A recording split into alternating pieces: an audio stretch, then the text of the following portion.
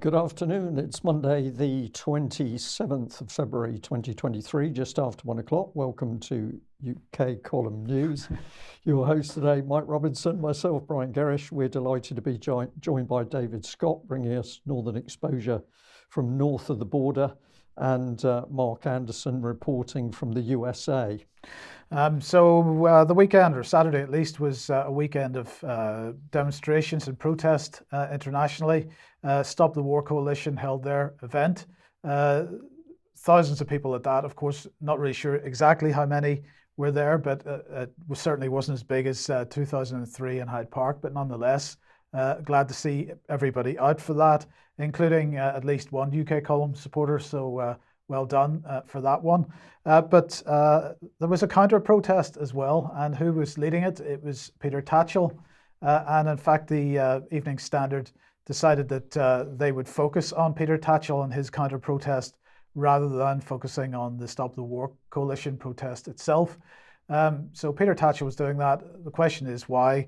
Well, of course, he does not like Vladimir Putin's position on gender-related issues. And that seems to be his justification for calling for more war, David. Well, it's a very striking moment in history when we've got the gay rights movement advocating for mass killing in order to further their political objectives. Indeed. Meanwhile, over in Germany, a bigger protest in Berlin. So they were also out. Rebellion for Peace rally is what it was called.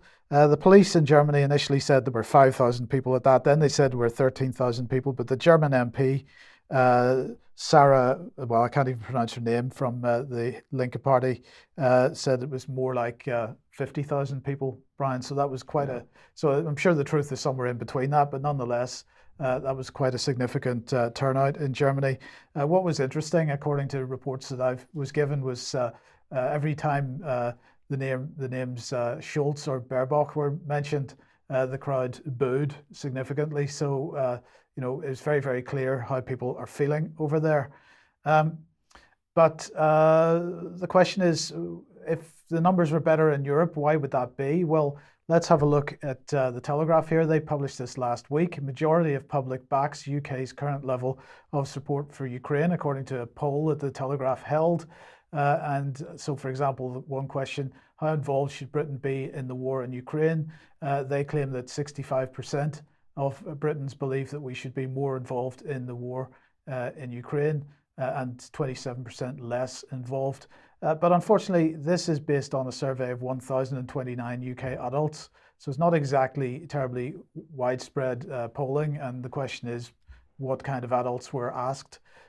Should the West push Ukraine to negotiate a peace deal with Russia at the cost of Ukrainian territory? 25% said yes, according to the Telegraph. 57% said no. And they went on to talk about sending fighter jets. That's a bit closer to that particular vote. A lot of people, at least 22% of people, don't know the answer to that. And then should Britain provide tanks? The majority there, 58%. Seeming to say that we should. But in Europe, a similar poll held in Europe, but slightly broader based at least. Do you rather agree or disagree with the following statement that Russia and Ukraine should be forced into peace talks in order to end the war? Even in Latvia, Lithuania, and Estonia, the majority of people believe that there should be talks going on. And those three countries, of course, are the most anti-Russian within the EU. So that's perhaps explains a little bit why there's a bigger turnout in Germany than there is in the UK. Nonetheless, I'll just remind everybody, or let everybody know, on Wednesday this week at Buchanan Street Steps, 5:30 p.m. In Glasgow, there's peace talks now. Stop the war in Ukraine. No to the Russian invasion. No to NATO. No to nuclear war. Wednesday, 1st of March. Hopefully everybody will attend that. So there we go. David, what are your thoughts? Well, it is very striking that the manipulation of public opinion in this country, which we've seen so successfully over COVID, still seems to be working. The press is on board and people are responding. I think the support for the war, though, is because it's a very, very strange sort of war. none of our people are dying. We're not seeing the people who are dying. We're not seeing anything. We're just seeing Putin's literally Hitler, madman Putin, and the Ukrainians are going to win, the plucky Ukrainians are going to win, narratives from BBC. And that's really all the information most people have to go on. They're not seeing anything that is remotely realistic. They're not seeing anything that puts the conflict in context. And the BBC and the mainstream media are quite content that that's going to continue to be the case. Yes, now if Peter Tatchell's running the pro-war campaign in this country for reasons we mentioned, we just thought we'd mention this, which is the State of Hate 2023, Rhetoric, Racism and Resentment from Hope Not Hate. And well, the UK column gets a mention in here. We're a long-standing and significant voice in the UK's conspiracy theorist alternative media, apparently, producing video content, including live streams, as well as articles and offline meetings. But they're doing they're doing their best, their level best, to try to associate what we're doing with right-wing extremism, as we've seen so many counter-mainstream narrative producers being labelled that way. But apparently we push far-right conspiracy ideologies, conspiracy ideologies such as cultural Marxism, David. Yes, this was a fascinating one. There are scholarly books on the issue of cultural Marxism, going back to the last millennium, and some of these are based on works in universities looking at these issues. And the thing about cultural Marxism, it was an established fact until it became tremendously embarrassing for the far left when people who were opposing what they were doing started to talk about it and were using an explanation of what cultural Marxism is to push back against the agenda. And when knowing about cultural Marxism became unhelpful to the far left, then all of a sudden it went from being an established fact, available on Wikipedia and many other places, to being a conspiracy theory. It went down the memory hole, Mike, as in 1984, the novel warning us about the result of backing the far left, which is, of course, a boot stomping on a human face forever. They don't want to talk about cultural Marxism. There's a reason. They're trying to tell us it doesn't exist. There's a reason for that too. When we point out that it does, we're the conspiracy theorists. I don't think so. I think they have a reality problem. Yes, okay, well, let's just bring one of those books on screen. Cultural Marxism in Post-War Britain by Denis Dworkin. Are you recommending this book? Well, it's quite good. It's from 1997, and it does cover from a perspective of 20 odd years ago, it covers the issues quite well, and it shows you just how well established these things were. The actual origins of cultural Marxism itself go back much further, certainly to the 1960s, works of Herbert Marcuse and others. But this is I'm showing this one to illustrate the nature of the academic study of this subject that Hate Not Hope now tell us it doesn't exist. We just imagined all of these works and these books and these university papers. Yeah, okay. Well, I would say, David, so that's more manipulation of the public mind. You've covered Ukraine and said it's clear that the media in Ukraine are making sure the public is fed nothing of the truth in order to deceive them and shape their opinion. So nothing much has changed, but let's have a real look at the fighting in Ukraine. And we have to kick off here with the BBC, because the BBC, desperate to make it appear that more or less it's just got into a little bit of a hole, not a lot going on. Russia's started out trying to take over the whole of Ukraine, which of course the Russians never said they were trying to do, but now they're stuck and almost, well, it's a bit of nothing. So the BBC clearly deceiving the public in UK once again. BBC is lying, and they're deceiving the public by spin, but also by omission in the amount of information they put across. And let's put the key headline from a variety of sources. The Ukrainian dead now estimated at somewhere between 275,000 and 375,000. Ukrainian casualties on the battlefield, truly horrific, but the BBC wants this war to continue. The British government wants this war to continue. And the reality is so bad that we can't show more images of that reality. But just think about those numbers for the moment. Well, this is the main issue on the battlefield, Bakhmut, the city which is strategically important because it's central to all the Ukrainian defences, but the BBC and Western media in general would have us believe that this city is of no consequence. But despite that, the Ukrainians continue to push troops in. They have withdrawn some key troops from Bakhmut as it gets encircled by the Russians, and the troops that have been pushed up to the front line, increasingly conscripts with very little training. So that's the harsh reality. But over the last few days, the Russians' encirclement effort to the northwest of the city has progressed quite quickly, and it's clear the Russians are going for a major encirclement, not necessarily just Bakhmut itself. But none of this is appearing, of course, in the BBC, because it's within Bakhmut that the real tragedy is taking place. And I thought we would show you today some of the images which set out the real scale of destruction. So these are some general images of Bakhmut, and think about the scale of what you are seeing when the Ukrainians have put in so many thousands of troops that it's almost that each building has to be fought for.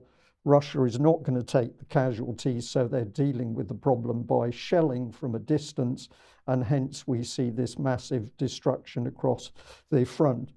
This is a bird's eye view of Bakhmut, and you can see the scale of the attacks going on, and in the suburbs, the massive destruction of the building.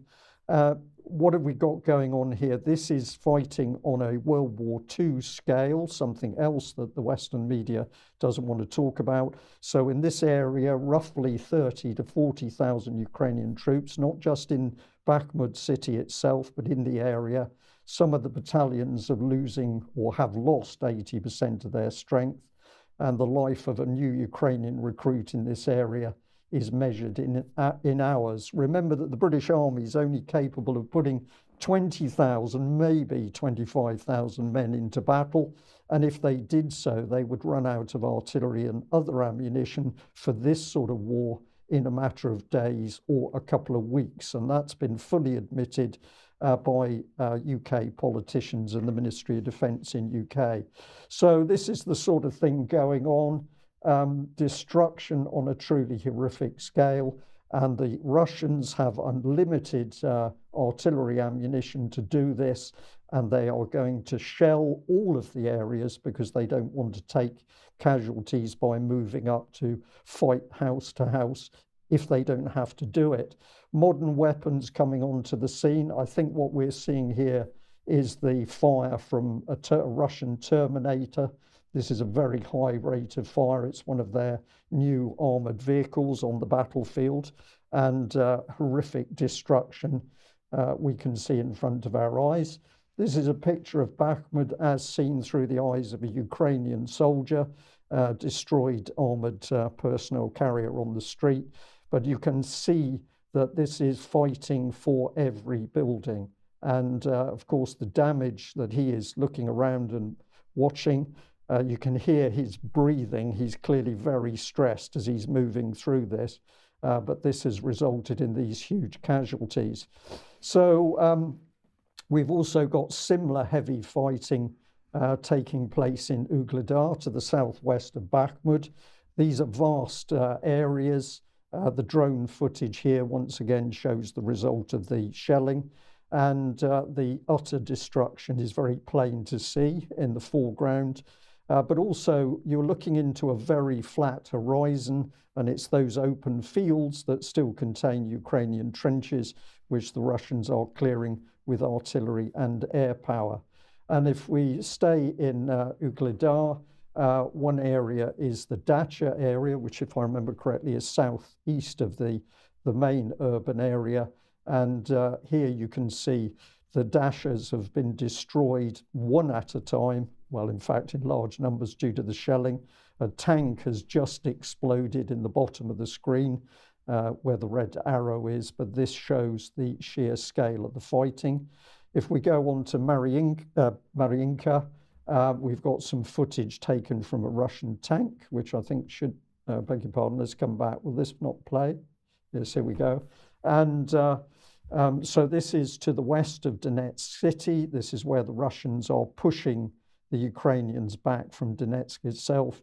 And again, we can see the massive damage to infrastructure. And of course, this underlines the casualties. But of course, it's not only in the urban areas, it also the fighting goes on in forest areas, particularly up north of Bakhmut. And this is the sort of thing that's going on with the Russians using thermobaric weapons in order literally to burn the Ukrainians out of their trenches in the forest areas. But this is part of the reality as well, that the Ukrainians are simply throwing away the weapon systems that the West is giving them. So this is piles of anti-tank weapons. Now, this does how many in that pile? I've estimated 200 spent cartridges from missile systems, but there may be more depending on the actual depth of that pile. But if we put in some figures, if these are NLAW systems, each one's valued or was valued at 35,000 per unit. That means in the pile there's £7 million worth of Western ammunition. If it's Javelin, that's 130,000, which means the pile's worth 26 million. But Ukraine is throwing these away because they're not attacking tanks with these weapons. They're using them in the street battles. And what is Ukraine getting desperate for now? Not only weapons, but they are desperate for troops. And this is what is now happening on the streets of Ukraine. This is how their recruitment soldiers are dealing with people that don't want to get involved in the fighting. Some of the brutality of the video we can't show on screen, but you're certainly not going to see any clips like this on the BBC because, of course, it starts to reveal what's really happening in Ukraine itself. David, I can see the expression on your face as you watch the clip on screen. I think we can end it there. We get an idea of what's going on. But the reality of Ukraine is horrific. The fighting needs to stop. It could stop, I believe, literally overnight if the West and America pulled the plug on their support for Zelensky and said that there had to be some talk. But the reality of the scale of the death in Ukraine is unbelievable. David? Yes. Well, I mean, a couple of points. One, the idea that artillery gains ground and the infantry then holds it is certainly goes back to the First World War. We're seeing it being modified by new weapons, but it's very similar to, in many ways, a First World War battle. We're not seeing combined arms, rapid breakthrough, armoured thrusts, anything like this. That's probably a factor of the more advanced weaponry that is denying freedom of movement to armour, that is denying freedom of movement to aircraft on both sides. We're seeing that a point must be reached where the Ukrainians simply can't go on. This happened in the Winter War in 39-40 between Finland and the Soviet Union, where the Finns, despite an extraordinarily effective and gallant defence, eventually their general went to the politicians and said, we'll last another 2 weeks and then they're going to break through. So if you're going to negotiate, do it now, because we've still got some chips to negotiate with. And one of the things I wonder is whether in a similar situation, and we may be near it. It's very difficult to judge. In a similar situation, the Zelensky government would have the freedom to take the right decision in the interests of their country, to negotiate and get peace. I'm not sure that it would, because it seems to be propelled by other interests, outside interests, the interests that essentially pushed the war to the point of starting in the first place, by expanding NATO and looking to take the Ukraine into NATO. So here we have a situation where we've got vast killing. We've not got much of a pro-peace movement in the UK. We do have some in Europe. It's difficult to judge what we have in Ukraine, because if you're getting stripped naked and bound to a lamppost for not joining up, I can't imagine marching down the street and saying peace now is a particularly easy thing to do. Yeah, that's absolutely true. Well, two short video clips here of the UN Security Council, just to frame what the view of the West is. So this first clip, it appalls me really, because what Sky News is doing is sneering. Let's have a look at this clip and see the subject. The Security Council is called to order. In the Security Council chamber, Ukraine's foreign minister wanted to remember the cost of the past year, the cost of Russia's invasion. I kindly ask everyone to observe a minute of silence in memory of the victims of the aggression. But Russia's representative here interrupted the silence. He had another idea. All of those who perished, all lives are priceless, and that is why we're rising to honor the memory of them all. The Russian version of history is that Ukraine started all this. The minute silence resumed, he had successfully seized the moment. So, Mike, I find this despicable, because you can't even have a minute's silence for the dead in Ukraine without Sky News putting over a political spin on it. You cannot even stand up and remember the dead on both sides. You can only remember the dead on one side. So I found that a truly offensive clip from Sky News. But what's it really about? That clip went on to tell us. Let's have a look at James Cleverly speaking at the Security Council. And this anniversary was a chance to count the cost. Putin cannot, must not win in Ukraine. Because what's at stake on the battlefields is the international order itself. And that is at the heart of the United Nations.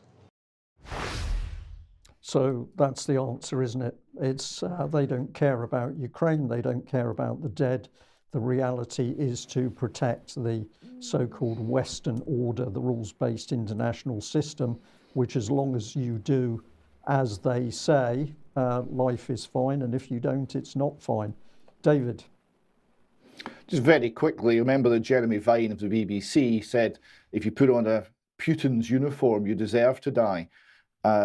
This is the way that the dead on one side is being viewed. They're being dehumanized. It's very worrying. Yes. Okay. Well, a bit of scandal over the weekend. I haven't seen too much in the way of fact checkers coming out to deal with this, but Polish media had this little piece of video, and it got caught up on social media and is doing the rounds. Now, if you missed the significance of that, let's just bring up a still from it. And what we have in the background here seems to be, well, what is that, David? Mini-Me or something? This seems to be Zelensky Mark II in the background. So some people talking about, was the body double caught on camera by accident? As I say, I haven't seen the fact checkers doing very much with this yet, but I just thought it was an interesting little data point for everybody to watch. Now, Brian... So I had to suggest to you when I saw this, Mike, that maybe this would be the individual that went to Bakhmut when there was talk that Zelensky had actually been right up to a very dangerous area of the front line. Did he go, or did he send a double? I'm seeing this, if it's correct, and this is not a falsified video. It seems to me quite... Well, it was or on is it? Polish mainstream media, Yeah. so whether it's falsified, I don't know. But, it's a bit ironic because, of course, Zelensky has been banging on for quite a long time now about Putin's body doubles. And in fact, he's even gone as far as to saying Putin's already dead from cancer and that he doesn't know who he would be negotiating with if he started talks with Putin, because as far as he's concerned, Putin is dead. So, it's all very interesting in a sense. Now, Brian showed the video a couple of seconds ago with the Ukrainian conscripts being lifted on the street or attached to poles on the side of the street. Let's just have a look at this. This, of course, is Ukrainians. What do we call them? Cadets. Well, yes, in inverted commas, in the UK, standing for a minute's silence on Friday for Ukraine. But the problem is that, according to social media posts, some of these guys are running away as quickly as they possibly can. They're deserting. So from the first recruitment of Ukrainians, according to the one social media post I saw, a fifth of them have deserted. So apparently what happens when these guys come into the UK is that they have their passports taken away from them. They're given ID cards instead. They're taken onto secure military bases for their training. They're not allowed to leave those bases. But some of them are leaving nonetheless. Now, this, as I say, unconfirmed reports on social media, but perhaps this puts a little bit of context on it, because here is a response to a petition by Zelensky. It's in Ukrainian, so let's translate it. And it says the petition was entitled "Veto the Law Number 8271 on strengthening the punishment of military personnel." Now, in order to get a response from Zelensky, the Ukrainian petition site had to get 25,000 votes. 34,941 people signed that particular petition. And so what this law is about is it is strengthening the punishment as for military personnel in the event that they desert, for example. So I just find the timing of this very interesting. Now, Brian, you've said that people are deserting in Ukraine itself.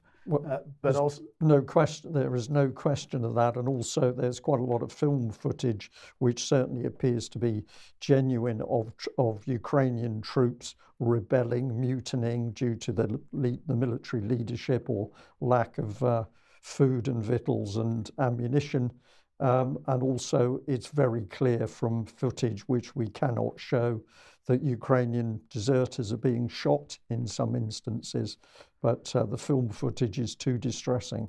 So the legislation itself isn't suggesting that would be a punishment for desertion. That seems to be what's happening on the ground, though. But what they are saying is that disobedience would be punishable by 5 to 8 years in prison. That desertion would be 10 years. Threatening commanders, consuming alcohol, questioning orders, and lots of other violations also being dealt with more harshly than they were previously. And there was a bit of backlash from the population, which apparently did not get a positive response from Zelensky. No, because he's got to keep the war going because he's now in the rat trap with the West. Okay, David, let's move on to Israel. Yeah, so an update on things. We've been talking off and on about Israel for some time, and the general move towards more polarised society, more violence, and the absence of any political initiative to improve things. So here we've got Haaretz reporting Israeli settlers rampage through the West Bank town. Palestinians say 1 killed, dozens wounded. The report goes on. The settler movement activist said, "Why should we stop? We're protecting the lives of Jews." Daniela Weiss, leading figure in the settler movement, commenting on these events, said, "It's a shame that the army even arrived here. They should go and catch the attacker who murdered 2 Jewish Israelis earlier on Sunday." Weiss added, "The settlers have lots of guns, so there's no need for a military presence in the sector. Anyone who thinks that we have to use the army to deal with these attackers and not through strengthening the settlements is mistaken." So extremely, what would you say, gun-ho view from the settler movement there, which is becoming increasingly well-armed and extreme in its views. Also in Haaretz, settlers set fire to houses and a sheep pen in a Palestinian village, Bruin, north of Hawara. and the sources said that this had happened in this village, and they added that the settlers set fire to a pen with dozens of sheep. IDF soldiers managed to rescue some of the livestock. So you're seeing the IDF as, believe it or not, a moderating influence, and they're not wanted by the settlers, and the settlers want freedom to exact their own punishment, their own collective punishment on the Palestinian population. The Jerusalem Post is reporting the same issue. Settlers rampage in Hawara, torch homes and cars after a terror attack, including shooting at the Israeli journalists reporting on the violence. The Jerusalem Post also covers the original terrorist attack. 2 Israelis were murdered on Sunday in a terrorist shooting in the town of Hawara in the northern West Bank. The victims were brothers Hillel Menachem and Yigal Yaakov Yaniv. The search for the terrorists was ongoing at press time. The terrorists used a car to ram an Israeli vehicle. The Israeli vehicles have different number plates from the ones in the Palestinian Authority, so they're easily identified. That was driving through the town and then shot the 2 passengers at close range. The terrorists escaped from the scene. So that's the violence that's prompted retaliatory violence, and so the spiral continues. Meanwhile, in the Knesset, the much more jingoistic and aggressive and expansionist Knesset, we're now seeing laws being changed to, again, ramp up the degree of tension. In this case, it's the death penalty. Death penalty for terrorists bill is approved by the cabinet. Now, it's not been approved by the Knesset yet, but it's been approved by the cabinet. And looking a little bit into some of the detail reported in the Jerusalem Post on this bill, so according to the bill, someone who, quote, intentionally or out of indifference causes the death of an Israeli citizen when the act is carried out from a racist motive or hate to a certain public and with the purpose of harming the state of Israel and the rebirth of the Jewish people in its homeland, that person faces a death sentence, and that sentence alone. So we'll need to look more into this particular piece of legislation, but that seems very extreme. The background of using the death penalty in cases where you've got a terrorist insurrection going on has historically been to ramp up the level of violence, to promote yet further violent backlashes, and to make the whole situation worse. Yeah. Well, David, we're going to bring Mark Anderson in here. He's talking about Chicago, where Chicago's going. But I had the opportunity to bring in Mark's segment after Israel, because it seems to me that we are seeing in country after country things getting worse, more oppressive. And if we follow a lot of this agenda back, we come to the organizations that seem to be able to manipulate nation states. So, Mark, tell us what you're seeing with Chicago and where it's going. Good day, guys. Chicago is going a very strange direction. I'm very familiar with the city because I grew up on the other side of Lake Michigan, and I've went there all my life, covering Chicago Council on Global Affairs, Global Cities meetings, pretty much knowing what the government's about. The last mayor prior to the current mayor was Rahm Emanuel, who was, of course, Chicago's first Jewish mayor. And keep in mind that Rahm wrote the book, and the actual title of his most recent book, The Nation's City, Why Mayors Are Now Running the World. And I think I reported on that maybe 2-3 years ago on UK Column. And what we're seeing here is basically a socialist manifesto being hardwired into the Windy City as it's known. Here's a little introduction here we'll show on the screen. We will Chicago. Now, you can kind of interpret that different ways, right? Now, you read the other part where it shows sort of the outline of the city's boundaries. Who will lead the future of Chicago? We will. But the title of the actual ongoing program here is We Will Chicago. Again, the semantics are a little strange. It says here on July 14, 2020, Mayor Lori E. Lightfoot, arguably Chicago's most radical mayor probably ever, announced Chicago's first ever citywide plan drafted by neighborhood residents and community leaders. Yeah, to a degree. On February 16, 2023, just a few days ago, the Chicago Plan Commission formally adopted this plan as a 10-year framework to enhance citywide equity and resiliency. There we go again. The We Will Chicago plan includes approximately 40 goals and 150 objectives to improve Chicagoans' lives. Well, there are some things nominally, anyway, especially individuals impacted by inequities in health, economic stability, neighborhood livability, and other systemic issues. And we'll move on to the next slide.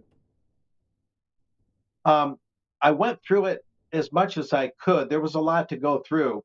I noticed this one because I've seen this before. Notice the circle part. Remove, this is something they've already done, they say. Removed all carve-outs from Chicago's welcoming city ordinance in 2021, eliminating, get this, eliminating local police collaboration with immigrations and customs enforcement and ensuring undocumented crime victims can interact with city departments, including the Chicago Police Department, without fear of deportation. This ties into the current Mayor Lightfoot's ongoing aggressive efforts to hide illegal aliens from federal enforcement officials, thereby exacerbating the southern border crisis, thereby exacerbating the immigration problem in the United States. Moving on to the next slide, just kind of picking some things out for this is a preliminary report today. Another circled part, this is something Chicago says it's already done, strengthened efforts to engage the community and make residents safe from the dangers of hate crimes in 2022 by reinvigorating the CCHR Hate Crime Committee, so that's something that was and now is again, to create the Hate Crimes Reboot, which brings together leaders representing government, community agencies, law enforcement to strategize in the fight against hate. So valiant, right? And then the other circled part launched the Senior Services Vaccination Navigator Program a couple years ago, providing direct outreach to over 13,000 older adults, informing and assisting them with home-based and nearby community vaccination opportunities. How magnificent of them to do that, right? How magnanimous. And then this is probably the last slide for today. I believe it is. We'll see here. Another circled part, launched Project Chicago 77. Another thing they say they've done, a citywide campaign to get Chicagoans in all 77 community areas vaccinated, kicked off Protect Chicago Plus, et cetera, et cetera. And it talks about vaccinations and things like that. But you go through this whole plan, and other than some rather agreeable things like let's have more local agriculture, more community gardens, let's shorten supply chains, have more nutritious food more readily at hand. And, that's all good on a case-by-case basis. But what we're seeing here is a species of what the global cities people call glocalism, grassroots globalism or glocalism. And so they're on the hunt against hate crimes. They're making sure that no one is left out in terms of getting vaccinated as much as they can. And so it's something of a socialist straitjacket being put on Chicago, aside from whatever miscellaneous individual ideas might be neutral or might be somewhat marginally helpful. But there'll be more to report on this, but this is basically being pitched as Chicago's way to get its house in order. There's a lot of violent crime going on right now. And I think some of this is for damage control in terms of publicity, but they want to keep things on track for their world-class global city designation. And this is just something that is kind of continuing Rahm Emanuel, the former mayor's version, and, really also marginalizing what they call white people. That's probably the last thing I'll mention. There's so many things I read through, but all the assistance programs are for Hispanic and Black communities and illegal immigrants and minorities. There's all this talk that we often see that basically excludes people of European extraction, or what are euphemistically called white people. They evidently don't count in this master socialist plan to keep Chicago on its world-class city, global city trajectory. So what I'm seeing is a mixed bag in some areas, but it's pretty unsettling in most areas. But it's preliminary for now. There'll be much more down the road. Okay, thanks, Mark. Let's come back to the UK then. And well, of course, people starting to notice that shelves are empty of certain types of produce in the supermarkets. This is Farmers Weekly. Supermarkets blame poor foreign harvest for fruit and veg rationing. So the question is, who is to blame for the fruit and veg rationing that's been going on in UK supermarkets in the last couple of weeks and continues? Of course, when we have zero food security in this country and we're importing 60% of what we need, then if a foreign country has a bad harvest and they need the food for themselves, of course, we're not going to get it. But that's not the full story. Another part of the story is, of course, energy prices and the fact that the UK is producing some of this type of produce, but it's all under glass and those greenhouses need to be heated and energy heating costs have increased. But the problem is that the supermarkets are not sharing any of the profits that they're making with the producers. And so the producers have basically switched off their production capability. Now, some people are saying that that might come back online April, May, June time as we head into the spring and the summer. But nonetheless, we have a shortage in the meantime. Then we've got Farmers Weekly here. Farmer frustration at low returns from supermarkets, just to back up the comment that I've just made. This also has an impact, of course, on producers of things like eggs and other animal products. But look, the bottom line is, what is the problem here? And for me, the problem is mainly the government's Green New Deal policy with respect to food production in this country. Now, if we go back a couple of years, we had Michael Gove warning. He claimed that the UK is 30 to 40 years away from fundamental eradication in soil fertility. Well, that was a claim that he made. And as a result, this justified the government's Green New Deal or replacement for the Common Agricultural Policy, which was running along Green New Deal lines. And so they published this document in March 2022. It was being updated in February 2023. Funding for farmers and land managers. Find out what funding is available for farmers, land managers and foresters. And I want to highlight one particular part of this, and that's nutrient management. And what they're calling for here is that farmers establish and maintain legume fallow. So this is basically taking arable land out of food production and growing and making it fallow, but growing a particular crop of legumes, which will help with carbon capture and storage and also reduce nitrogen release. And they're paying farmers £593 per hectare for doing this. So this is AB15, the 2-year sown legume fallow. So 2 years, you've got to take your land out of production in order to qualify for this nearly £600 a month, £600 a hectare bung from the government. So how much will be paid? £593 per hectare. It's available for countryside stewardship, mid-tier and higher tier, on whole or part parcels in rotation, but only on arable land or temporary grassland.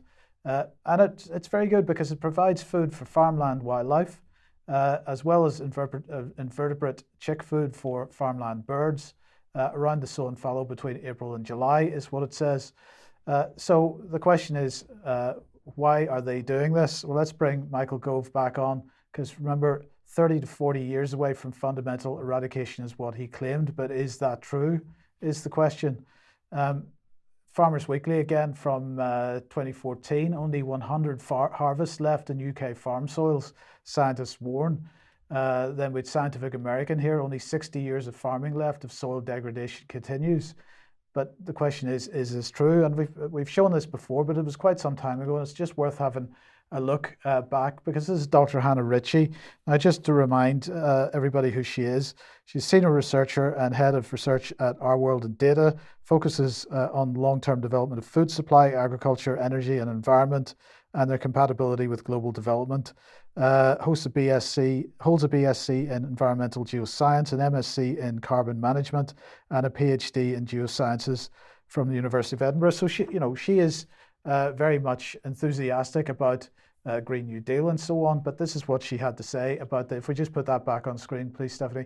The 60 harvest claim is quite clearly false, she said. Now, in the course of this article, they published a graph which showed the distribution of soil lifespans across the world. And she said more than 90% of conventionally managed soils had a lifespan greater than 60 years. The median was 491 years for thinning soils. Half had a lifespan greater than 1,000 years, and 18% exceeded 10,000 years. Michael Gove said the UK had only 30 to 40 years of harvest left because it was drenching them with chemicals. In fact, shifting to a no-tillage approach often requires more pesticides and fertilizers, not less. And she also said that people will often argue that while extreme headlines may be untruthful, they're worth it if they force people to take action. I don't buy it. It can be damaging in many ways.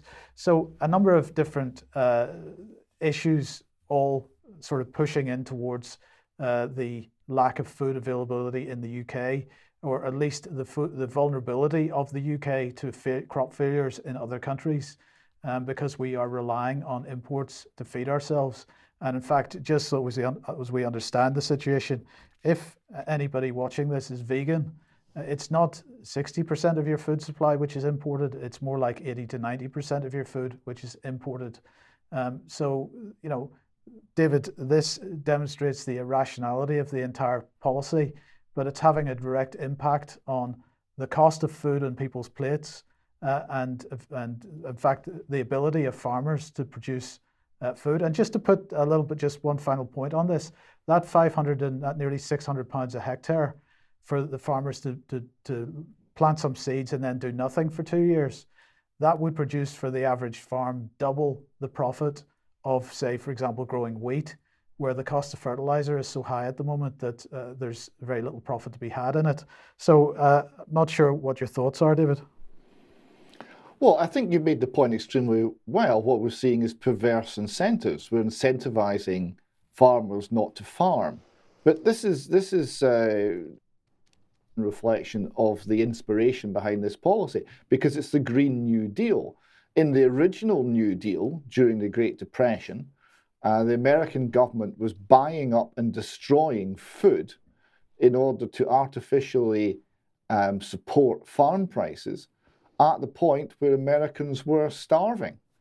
And this was called progressive politics. It hasn't changed much.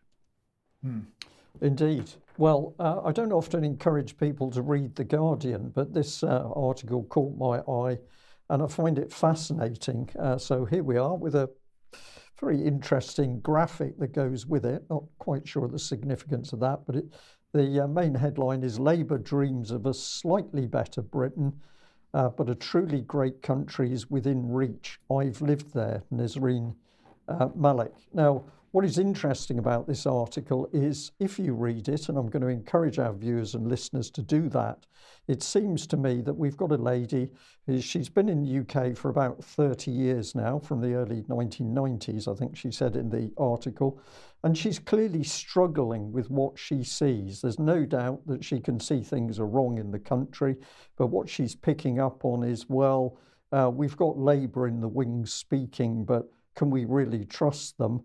And are they really going to solve the problems? And why is it that when we speak out about problems, we get shut down? But the irony is, of course, The Guardian is one of the classic newspapers for shutting down anybody who's got an alternative opinion about what's going wrong in government.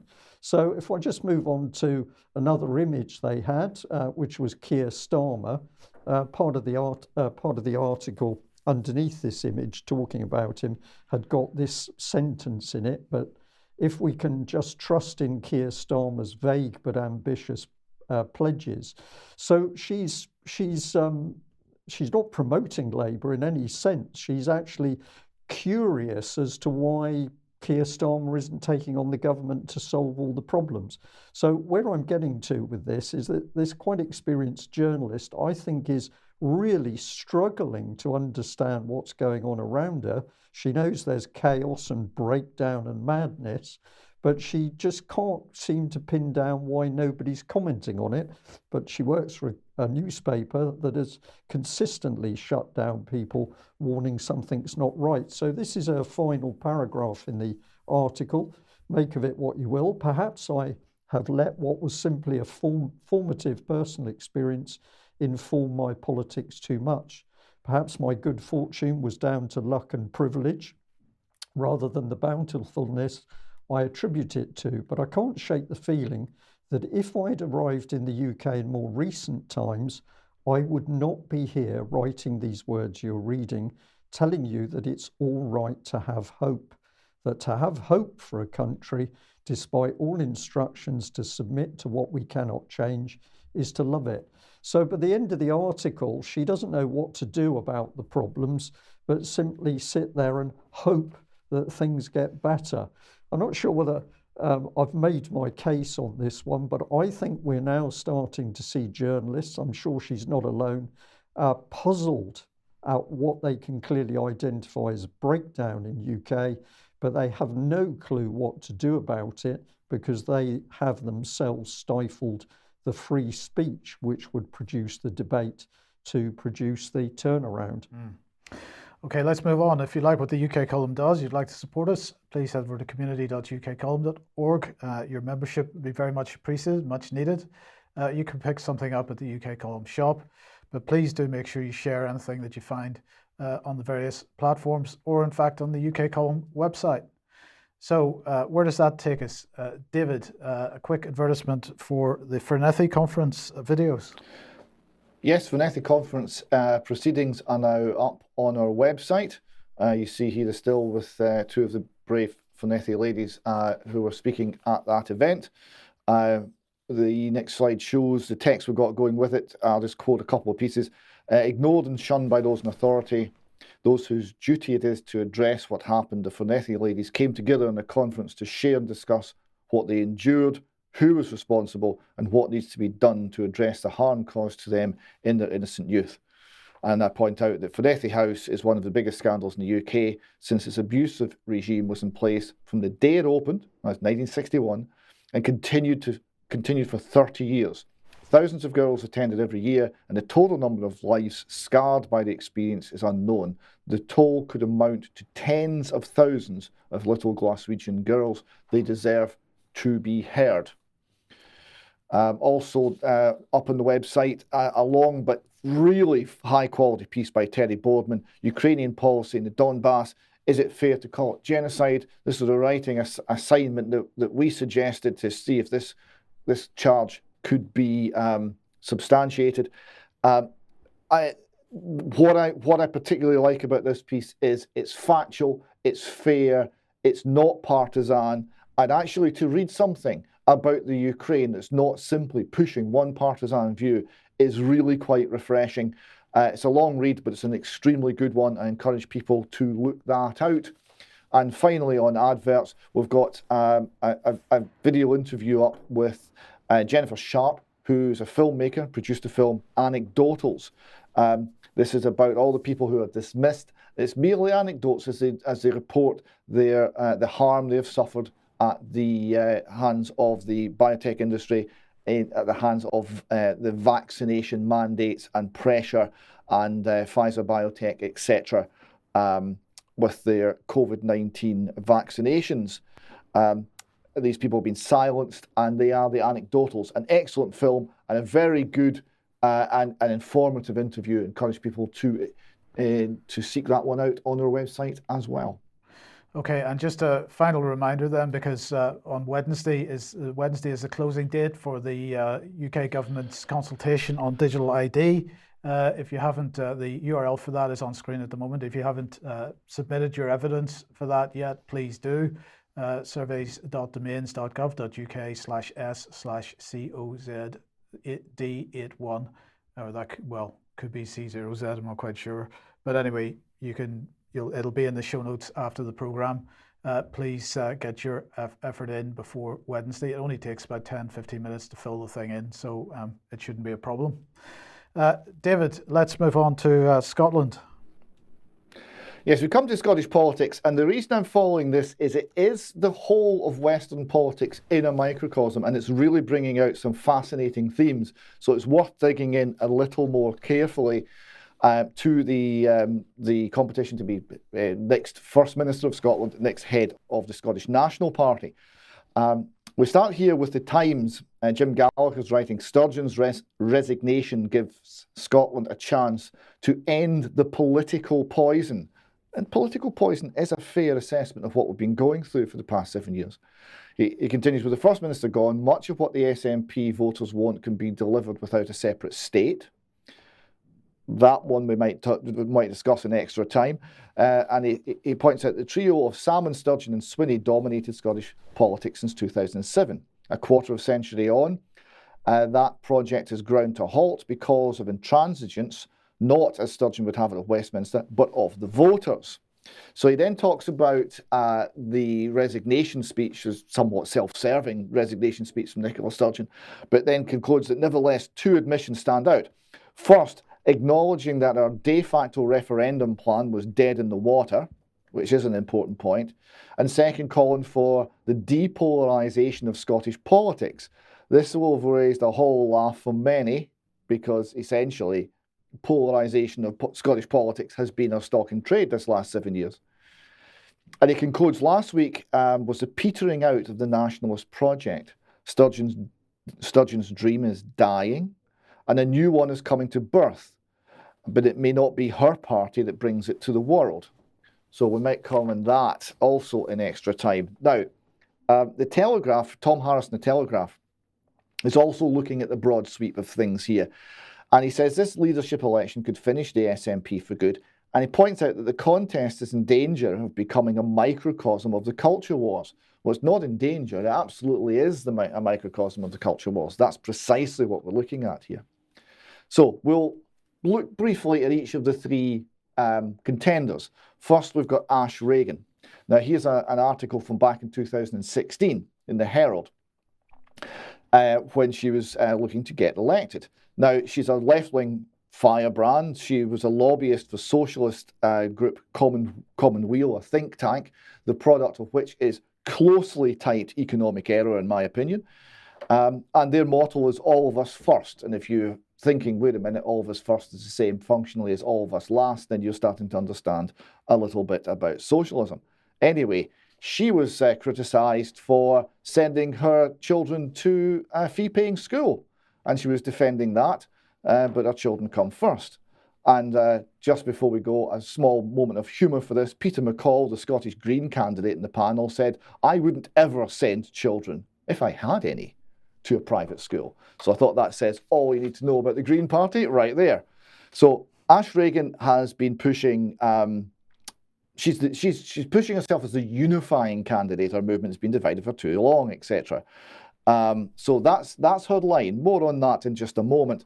But her main line is, her main push, her main appeal to the grassroots of the SNP who desperately want independence, is she's going to declare independence without a referendum. Because us pesky Scots, we didn't vote the right way.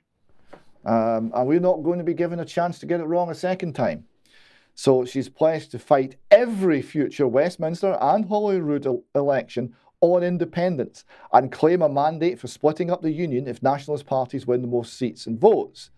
Asked what she would do if the Prime Minister refuses to enter talks, she said it would be nothing to do with the UK government and that she would declare independence anyway. This, I would point out, is insane. That to try and take Scotland independent against the wishes of the Scottish people is a recipe for absolute turmoil, disaster, chaos and failure. But never mind.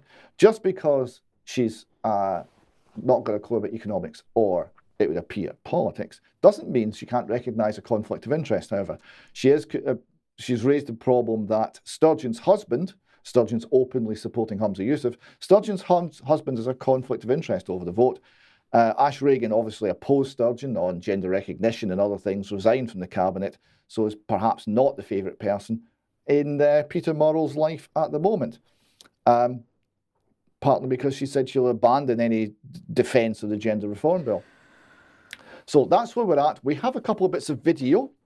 The first one shows her explaining how she's going to take Scotland independent through UDI. No, it's not that actually at all. So it's the VEM. So this is the voter empowerment mechanism. So what we're saying is that at any election, so that's a Westminster election or a Holyrood election, we're going to have in our manifesto is line 1 that if people vote for us, that will be they're voting for Scotland to become an independent country. Now, we can be joined in that by other pro-independence parties, so it can be us and other independence parties. And if we get 50% plus 1 of the votes cast in that election, then we will know that that is a strong instruction from the electorate of Scotland that we will begin negotiations with the UK to exit. So it's not an instruction to then have a referendum, it's an instruction for independence? Absolutely. So that will be accompanied obviously by international recognition for this position of Scotland seeking to have self-determination recognised, and it's an instruction from the Scottish people to negotiate for exit. But how will that be the only thing in your manifesto then? Because, you know, people vote for a variety of reasons in elections. They don't just vote on one issue. And the other parties would say that's just not possible, that it's not credible to say that that's what people are voting for. So that will be line 1 of our manifesto. I mean, we're the Scottish National Party. People vote for us because they want Scotland to be an independent country. But of course, that won't be the only thing in our manifesto, but it certainly is our priority. Are you not concerned that you will lose votes by doing that? Because obviously Nicola Sturgeon's been very successful at winning elections, and many times she said this is not a vote about independence, this is a vote about good governance, and therefore has won people, and also probably has a personal vote as well, and has won voters to her on those reasons. Are you not concerned that this is an election losing strategy? No, I don't believe it will be. We're putting power back to the Scottish people. They will decide when they are ready for Scotland to become an independent country. Now, I would just point out, we will decide when we're ready, not if we're ready. Right? Now, this says there is no choice. It's inevitable. It's a flow of history. This is cultural Marxism. It's also a means of demoralising your opposition. It's a policy of demoralisation.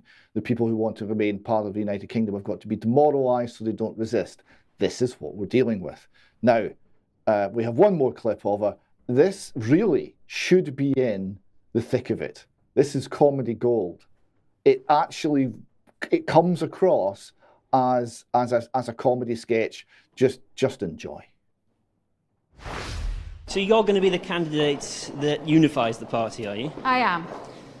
Well, I mean, some of your advisors have interesting views, don't you think, about Nicola Sturgeon accusing her of stitching up Alex Salmond and then covering it up? Who are you talking about as being some of my advisors? Kirk Torrance, is he advising you? Kirk Torrance is on my team, that's right. I believe in hiring the absolute best. So do you think that Nicola Sturgeon stitched up Alex Salmond as well then, as he does? Kirk was advising the SNP, I believe, between 2010 and 2016. He was responsible for some of our successes, electoral successes during that period. So when I called... I can show you the tweet he wrote. He wrote, Nicola Sturgeon, Nicola is up to her dark eyes in the genesis, implementation and cover-up of the stitch-up. Did you know about those remarks when you hired him?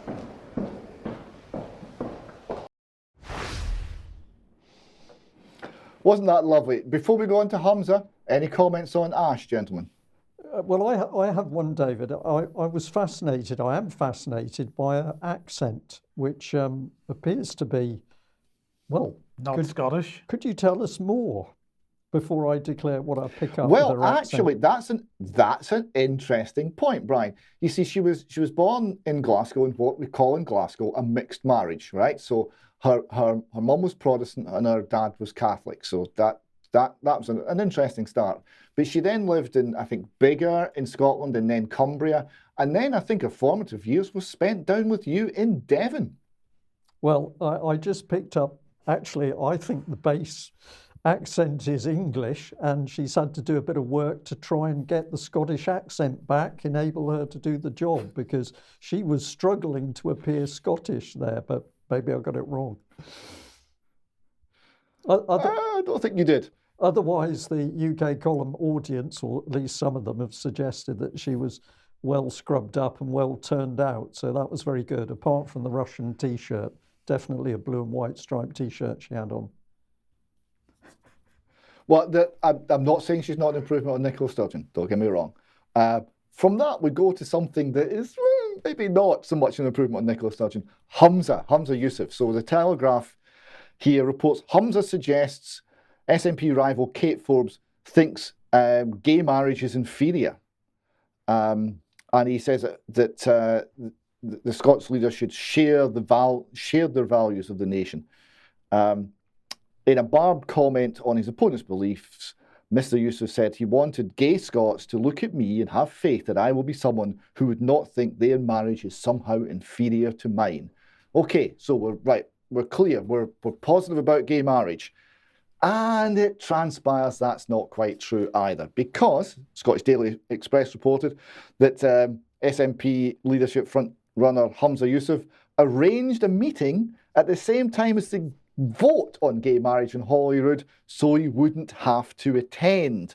He denied it, but Alex Neil, who supplied the information, former cabinet minister, he confirmed that Humza had come to them, and it was Alex Salmond in those days, and asked to be excused from the vote because of the amount of pressure he was getting from the mosque. And he booked a meeting, so he had backup if he didn't get permission to excuse himself, which he didn't. He went to the meeting instead and didn't attend the vote. He denied that again, but Mr. Neil was unrepentant. He tweeted, "It's not true. Humza deliberately skipped this vote. He can deny it all he wants, but he's not being honest about this, and he knows it." And Alex Neil has since come up and said he's got lots of witnesses to all of this and can prove every word that he says. Now, quick moment of comedy here. The Times reports, opposition scared of Humza Yousaf, claims Nicola Sturgeon. Yes. We're scared of Humza Yousaf because of his fascist tendencies and his very, very extreme political positions on almost everything. He's very much in the woke authoritarian left-wing mould. But the opposition are not scared of him. The opposition want Humza in charge of the SNP because they know he'll wreck it. The National chose that photograph. I'm not sure if the National are entirely behind him. The National says, Humza Yousaf says only he can keep the SNP in majority government. This bit's true. Humza said he's the only candidate running in Scotland's for Scotland's next First Minister who can ensure that the SNP's power sharing deal with the very left-wing, very radical Greens continues, warning his rivals would take the party back to minority government. That, I think, is accurate. Now, we've got one or two other things which may be accurate in a video of Humza, which we can see now. What I'm saying is it has to be a sustained majority, and we don't have that. I'll be the first to admit that we'll have a poll that will come out one day putting us at 53%, and even hours later at 45%. I mean, there is just not that. We have to have a sustained, settled will for in support for independence. What I would say, not there yet. But my point is, it's not instant. Your activists want it now, and it's not going to happen. Of course, I would want independence yesterday. But it's not. So it's a long process. Damage that Tory austerity has caused to the people of Scotland. It's not an instant process. I'm not disagreeing with you. It would be anybody that comes to this campaign and has a ruse cooked up in the oven that suggests that we can get independence tomorrow, I'm afraid is not being honest with the party membership or indeed the public, because such a route does not exist. Well, the route does exist. It's the Section 30 order. It's the gold standard in 2014. But the UK government, of course, are denying democracy by not giving us that order. So there you see the complete incoherence is Humza Yousaf. So there is no settled will in Scotland, his words, for independence. But despite this, the UK government are denying democracy by not giving us another referendum on independence. Oh, and by the way, the little bit about the problem with Tory austerity, you don't break up countries because of temporary party political ascendancy and the fact that you don't like the policies. That's a lie also. So that's Humza. Now, before we go on to Kate Forbes, any comments on Humza, gentlemen? No. I don't think we need to say any more about Humza because everybody's clear on what he is. Okay, right. Humza doesn't get any comments. Now, quickly going a few things on Kate Forbes. Here we've got Brendan O'Neill in The Spectator saying she's not homophobic for opposing same-sex marriage. Quite critical point here. He says, for me, the big takeaway is just how disorientated so-called progressive politics has become. We've now reached a situation where if you discard biological science, observable reality, and a truth humankind has known since the very beginning, namely that there are men and women and that they are different, you'll be praised to the hilt. But if you express a view that was completely mainstream for millennia, which is in fact the organising principle of human society, namely that marriage is something entered into by a man and a woman, you'll be shamed, damned, and all but hounded out of respectable society. This is not normal. A good summary of what the issues are. The Free Church of Scotland has been forced to issue a press statement. They say the issues raised by Kate Forbes' intention to run as SNP leader have displayed a level of intolerance that we believe is uncharacteristic of the wider ordinary Scottish population, and indeed does not represent authentic Scottish identity, which is historically grounded on hard work, common sense, respect, truthfulness, and the family. It is lamentable that Kate's honest adherence to simple traditional values would, for some, disqualify her from contributing to the public good of Scotland. I thought that was quite well worded as well. And it's not just the wee Free Church that's supporting her. No, we've got the position statement by the Scottish Association of Mosques. They say, we believe marriage is a sacred institution and that a marriage is between a man and a woman. We believe in modesty and sexual relations within the boundaries of marriage. We believe that gender is binary and irrevocably linked to sex, and that life is our greatest gift and is to be protected. These are our beliefs and we hold fast to them. So that sounds like very close to endorsing Kate Forbes. The Telegraph reports Protestants are now hounded out of politics.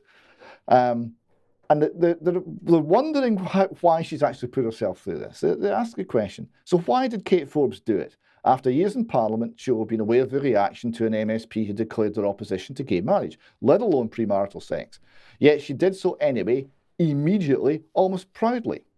He says, I'm more inclined to go with another theory. She decided to answer modestly but truthfully and to expose the bigotry that religious politicians now face, and that any overreaction might, just might, provoke some soul searching within her party. Maybe. All of this is going down, interestingly, with the voters. The actual voters, well, Kate Forbes is a clear favourite. The voters would want Kate. She also recognises, and this is remarkable, for the SNP, this is remarkable, she also recognises that Scots are not ready for another independence referendum, and that will not be ready until a stronger economic case is made to break up the UK. It's about the economy, stupid. She's the only SNP person I know who actually understands that. Now, we don't have a video of Kate, but we do have a video of Kemi Badenoch being asked about the controversy.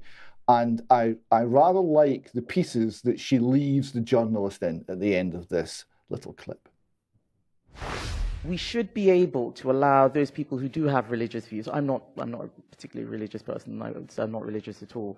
But I understand it because I didn't grow up in this country. I grew up in a very religious country. So I understand what it means to people and how it can impact the way that they live their lives. And to stop people from saying what they really feel, I think is overly draconian. And I actually admire her for not being dishonest. It'd be very easy for her to tell lies just so that she could win that election. And she's not doing that. And I think that that's something that people need to take into account. I do think that those people who are withdrawing support from her, well, I would ask, why did you support her in the first place? Because I don't think that what she's saying is new. And I think it shows a level of unseriousness of many of the people who engage in political activity and commentary, where they don't take things seriously in terms of why am I supporting this person, and they will support someone because of their gender or their race rather than because the person's views actually chime with theirs. And we need to think about what people actually believe and the political principles that they're operating from rather than anything superficial. And that's why the last 24 hours have panned out the way that they have. Equally, there will be lots of people in this country who would like to hear the Minister for Equalities condemn the sorts of views that Kate Forbes has put forward today. Would you do that? No. I will say that I personally support same-sex marriage. I think it's disappointing if people don't. I think always it's disappointing when people don't agree with me. But I would not want people to condemn me for having personal views. Disagree with the views, debate the views. But if you are asking me to condemn someone for their religious views, then you do not understand what the Minister of Equality's role is. I am the guardian of the Equality Act. Freedom of religion is one of the protected characteristics. To ask me to criticize someone for their religious beliefs when I'm supposed to be safeguarding it shows that those people don't understand equality. What they want is to use the Equality Act as a sword to fight their own personal battles rather than as a shield to prevent others from discrimination. So no. So there we go. A government minister who actually has read the Act and is on top of her brief. What do you think of that? Well, and she's prepared to speak out on it as she compliments the other lady. She herself is prepared to speak out on it. So this is very interesting. She's got some clear direction. Contrast that with the Guardian article that we chatted about a few minutes ago. Well, let's bring another Guardian article very quickly on screen, just to illustrate this, because this isn't about Scotland, but this, of course, this furore over trans women moved to men's prisons, trans women found guilty of rape moved to men's prisons. Well, the British government has now made a statement with respect to what's going to happen in England and Wales. And what they're saying is that transgender women with male genitalia will no longer be able to be held in mainstream women's prisons under new measures coming into force today. The Deputy Prime Minister has also announced measures will go one step further than previously set out by extending the rules to cover transgender women who've been convicted of violent offences. So the new category is transgender women with male genitalia.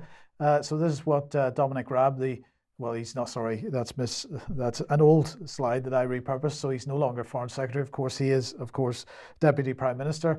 He said safety has to come first in our prisons, and this new policy sets out a clear common sense approach to the housing of transgender prisoners. With these sensible new measures in place, transgender offenders who have committed sexual or violent crimes or retain male genitalia will not serve their sentence in a women's prison unless explicitly approved at the highest level. They've given themselves a caveat, David. They've given themselves an opt-out. It requires the express approval of ministers if they want to, but it's not a blanket, no, you're not going into a women's prison. It's if we feel like sending you to a women's prison, we will. It's incredible. It is. They're obviously just anticipating some sort of political pushback at some point and giving themselves wiggle room.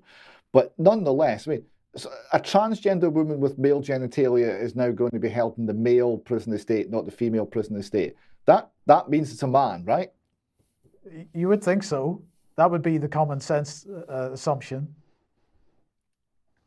Now Hamza, incidentally, has been the foremost supporter of a trans woman as a woman line, and trans rights are human rights, and he's done all of this.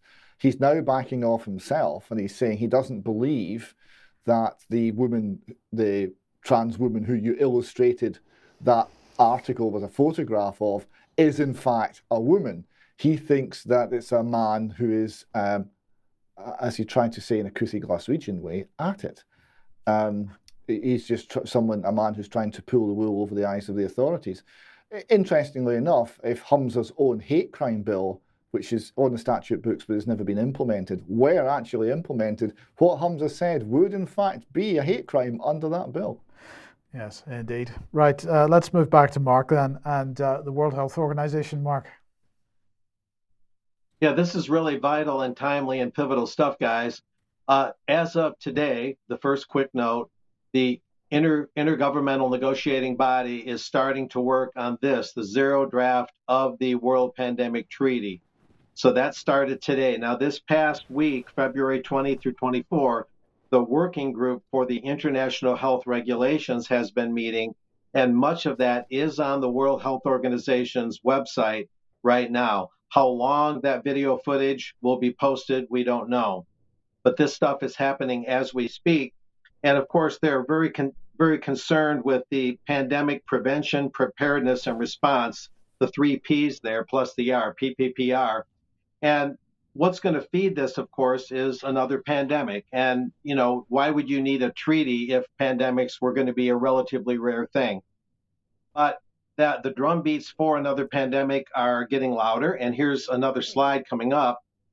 This is Dr. Shayan Sharif, Associate Dean of the Ontario Canada Veterinary College. He appeared recently on the Canadian news show Your Morning to warn that bird flu potentially could be more deadly than COVID-19 amid the possibility of H5N1, the bird flu pandemic. Reportedly, there was a bird-mammal crossover of the virus at a Spanish mink farm, among other alleged incidents. Note that, more deadly than COVID-19. And we'll go through these slides. There's several of them, but a lot of these we can go through quite quickly. This is another posting that was in that news stream, H5N1 avian influenza A, March 2022, a year ago, 56% mortality in humans, they're saying. Then there's a rhetorical question, could an H5N1 pandemic be worse than COVID-19, question mark. Again, you've got to have an impetus for a world pandemic treaty, and the timing of this is, let's just say, curious. Moving on to the next slide. Everybody's favorite magazine, The Atlantic, not.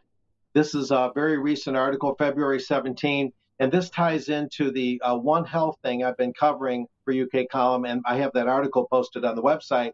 Get this headline, bird flu leaves the world with an existential choice. Oh, such weight, such gravity. And the subhead, to prepare for future outbreaks, we'll have to decide which is the greater danger, nature or ourselves. Now that is quite ominous sounding. And here's just a little bit from that Atlantic article. Let's go moving on to the next slide. Here we are. After 3 bleak years, the coronavirus pandemic is finally drawing to a close, but pandemics as a general threat, very much are not drawing to a close.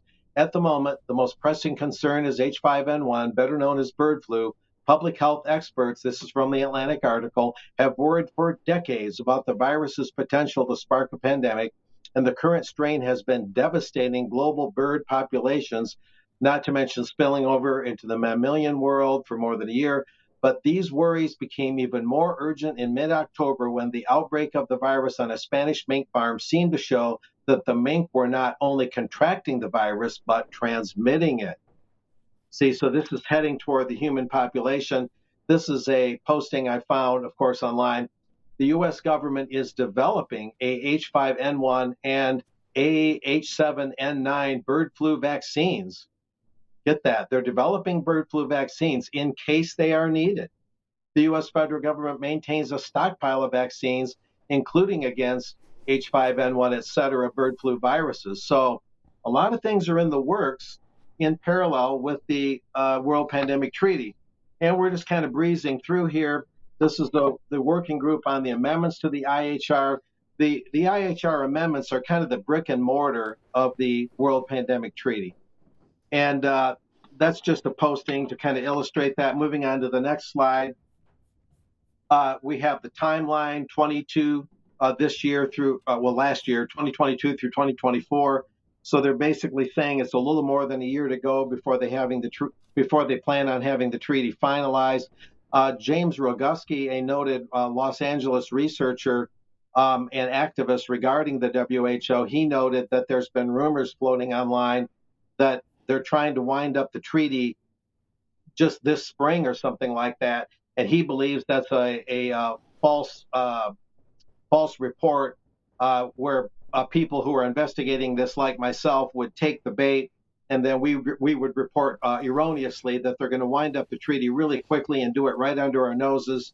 He doesn't buy that. He believes that the timeline we're seeing here is correct, and that that's an urban legend, that they're going to wind up the treaty right away.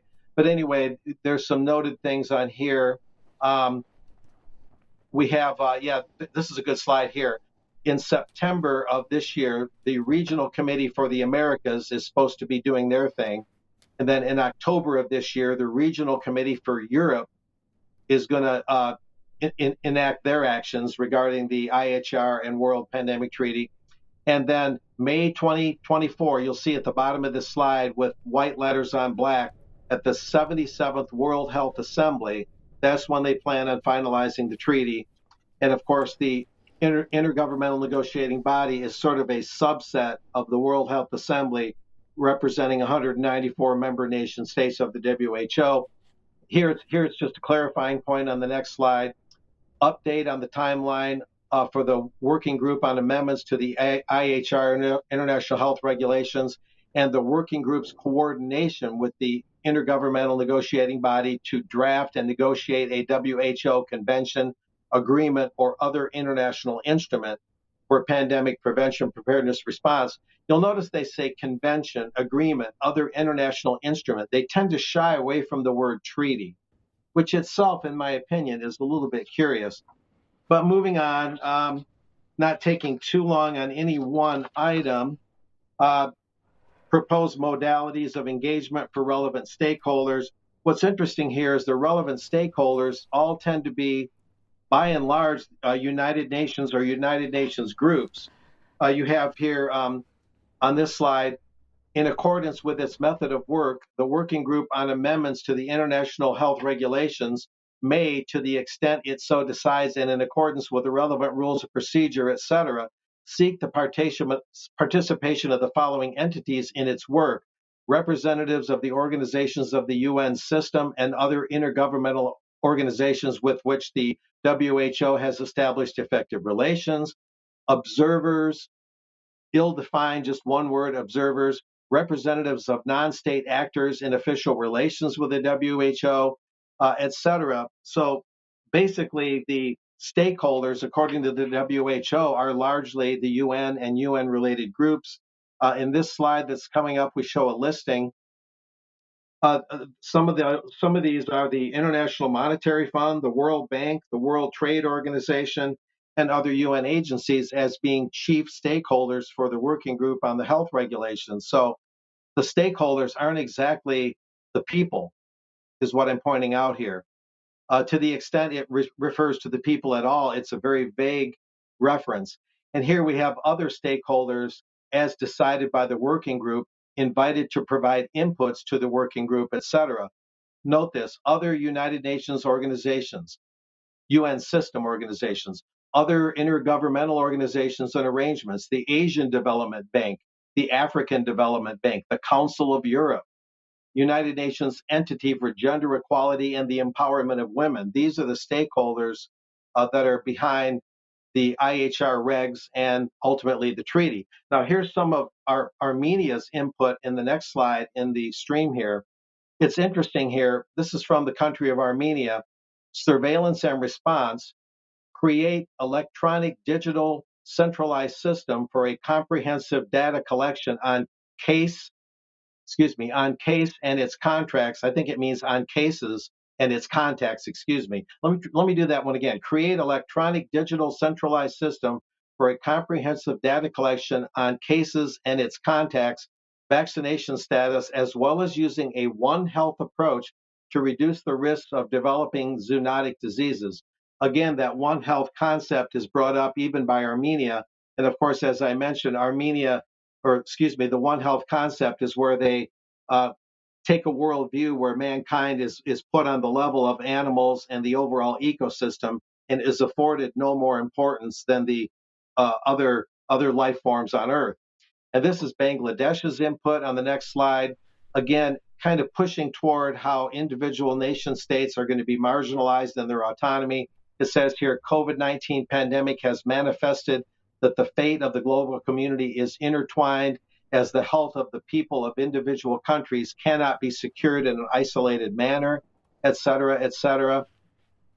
Chipping away at the idea of national enemy.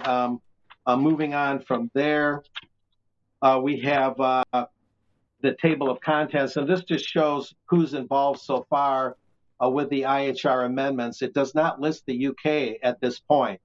Armenia, Bangladesh, Brazil, Czech Republic, Eswatini, boy, I hope I'm not butchering that, India, Indonesia, Malaysia, Namibia, New Zealand, Republic of Korea, the Russian Federation, curious, Switzerland, United States of America, and Uruguay. These are the ones that are mainly involved in the IHR amendments right now. Moving on from there, Mark, have Mark, I wonder whether but maybe you'd want to, maybe give me some input at this point. There you go.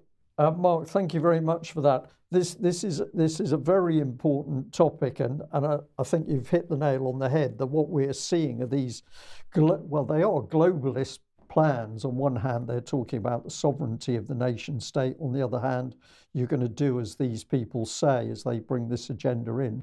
I think to do this justice, could we invite you to follow on from this initial report in another UK column news? It's just we are really up on the stops for time. But I want to emphasise that I'm absolutely aware how important this is, because we are seeing this as very well-defined globalist control over each and every nation state. Let me just mention, Brian, the one important thing, when you go through the U.S. contributions to the IHR on this, and we don't need to show more slides if you don't want to, I can just verbalize it. There's different references, just to name an example, little phrases like taking into account the views of the state party concerned, phrases like that are being edited out of the text of the health regulations. So various references to state parties having input or having the ability to delay a meeting, all those kind of things are being edited out. It's very surgical. And so while there is lip service to national autonomy and the autonomy of counties and states and subnational components within governments like that of the US, there's lip service to that. But again, there's a lot of this surgical removal of places where individual nation states can have more input or throw their weight around a little more. A lot of that is being cut back and eliminated as we speak. I think that's the most important takeaway for at least for today, given some of the time constraints. Okay, excellent. Thank you very much, Mark. And I know one of the things that you were going to mention is that if viewers, listeners go to the UK Column website, you can have a look for the James Roguski interview with Debbie. And this is on the theme, and there's a lot of important information in this. But what we are warning about is not only the whole so-called health control aspect, but how this is taking power away from the nation state. And I'll just throw a little rock into the pond, because of course on the 6th of May we've got the coronation of the King, and people are already starting to point out that Charles has been spending a lot of time working with these sorts of agencies, although his priority is supposed to be looking after the sovereign state of the United Kingdom. So we'll see how that develops. But Mark, thank you very much for that. Back in a couple of minutes for some extra. Okay, and a big thank you to everybody who's watching, and thank you very much for people who've made themselves known to us, UK Column, wherever we've been in the country. It's very apparent that we clearly are getting more and more viewers, so thank you for that. We'll be back shortly. Bye-bye. Okay, bye-bye.